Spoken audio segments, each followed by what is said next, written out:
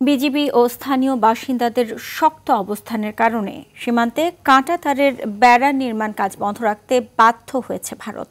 সচিবালয়ে স্বরাষ্ট্র উপদেষ্টা জাহাঙ্গীর আলম চৌধুরী একথা জানান। তিনি বলেন, আওয়ামী লীগ সরকার সুযোগ দেয় 2010 থেকে 2023 সাল পর্যন্ত ভারত সীমান্তে কিছু অসম কাজ করেছে, যা উচিত হয়নি। এদিকে সীমান্ত ইস্যুতে ভারতীয় হাই কমিশনারকে তলব করেছে পররাষ্ট্র মন্ত্রণালয়। বিস্তারিত বিল্লাল হোসেনের রিপোর্টে।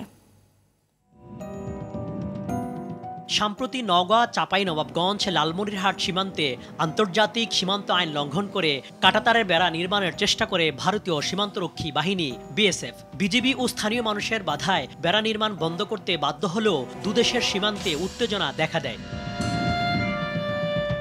এমন বাস্তবতায় সচিবালয়ে বাংলাদেশ ভারত সীমান্ত পরিস্থিতি নিয়ে সংবাদ সম্মেলন করেন স্বরাষ্ট্র উপদেষ্টা। তিনি বলেন, সীমান্তের 5 স্থানে ভারতের বহির্ভূত বেড়া নির্মাণ ঠেকিয়েছে বিজিবি। চাঁপাইনবাবগঞ্জে একটা 3 বিঘা করিডোরের ওখানে, নওগাঁয় একটা পত্নীতলার ওখানে একটা আছে, আর লালমনিরহাটে এই জায়গাগুলিতেও কিন্তু এই রিসেন্টলি একটুখানি সমস্যা দেখা দিছে।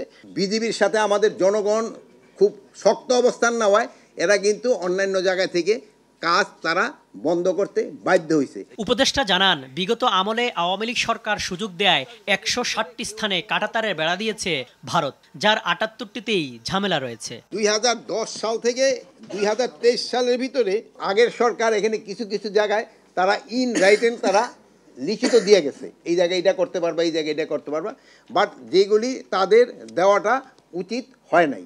সীমান্ত ইস্যু নিয়ে ঢাকায় নিযুক্ত ভারতীয় হাইকমিশনার প্রণয় বার্মাকে তলব করে পররাষ্ট্র মন্ত্রণালয়। পররাষ্ট্র সচিবের সাথে প্রায় ঘণ্টাখানেক বৈঠক শেষে ভারতীয় দূত বলেন, সীমান্ত নিরাপত্তায় দুদেশের মধ্যে বোঝাপড়া থাকতে হবে।